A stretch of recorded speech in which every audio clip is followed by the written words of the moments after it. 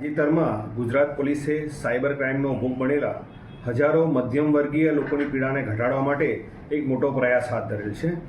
Cyber ક્રાઇમની તપાસની અંદર અગાઉ લોક થઈ ગયેલા 28,000 જેટલા બેંક ખાતાઓ સાયબર ક્રાઇમ પોલીસે અનફ્રીઝ કરેલા છે, જેને કારણે પીડિતોના ભોગ બનેલા છે તે લોકોને ખૂબ જ મોટી રાહત થયેલી છે.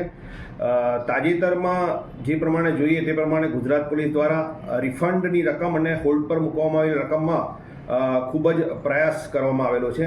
જેમાં આપણે જોઈએ તો 2024માં રિફંડ કરાયેલી રકમની ટકાવારી 46.42% જેટલી થઈ ગયેલી છે અને 2024ની અંદર રિફંડ કરાયેલી રકમ 53.54 કરોડ જેટલી છે. નવી પોલિસી એ પણ જાહેર કરવામાં આવેલી છે કે અગાઉ સાયબર ક્રાઇમનો ભોગ બનેલા પીડિતો જે પણ હોય એ લોકોના મોટાભાગના એકાઉન્ટની અંદર જે એમની તમામ એમાઉન્ટ ફ્રીઝ થતી હતી તેના બદલે ફક્ત જે ડિસ્પ્યુટેડ એમાઉન્ટ છે, જે વિવાદિત એમાઉન્ટ છે એ ફ્રીઝ કરવામાં આવશે, જેને કારણે મધ્યમ વર્ગની વ્યક્તિઓના નાણાકીય તણાવનો પણ ઘટાડો જોવા મળવાનો છે. મોટાભાગના કિસ્સાઓની અંદર આપણે જોતા હતા કે એકાઉન્ટ અનફ્રીઝ થવાના કારણે એની મોટાભાગની એમાઉન્ટ બીજો ઉપયોગ કરી શકતા ન હતા, પરંતુ હવે જેટલી પણ ડિસ્પ્યુટેડ એમાઉન્ટ છે એટલી જ થશે તો એ સિવાયની એમાઉન્ટનો ભોગ બનનાર છે એ ઉપયોગ કરી શકશે.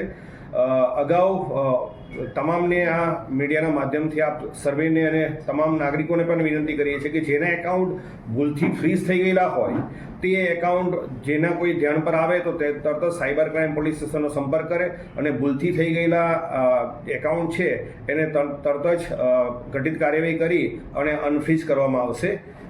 સાથે સાથે આણંદ જિલ્લા સાયબર ક્રાઇમ પોલીસ સ્ટેશન દ્વારા આ પ્રકારની નવતર પ્રયોગ હાથ ધરી અને હોલ્ડ પર જે રકમ હતી એ 2,74,86,180 હતી.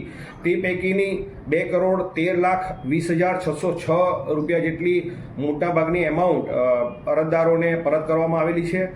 સાથે સાથે સાયબર ક્રાઇમનો ભોગ ન બને તે માટે પોલીસ અધિક્ષક શ્રી જસાણી સાહેબની સૂચના અને માર્ગદર્શન હેઠળ હાલમાં 2024ના વર્ષમાં કુલ 33 જેટલા સાયબર ક્રાઇમ અવેરનેસના પ્રોગ્રામો કરવામાં આવેલા છે. આ પ્રોગ્રામો મોટાભાગે શાળા, સ્કૂલ, કોલેજો અને જે મોટાભાગના ફાઇનાન્શિયલ ફ્રોડનો ભોગ બને છે તેવા વ્યક્તિઓને કરવામાં આવેલા છે.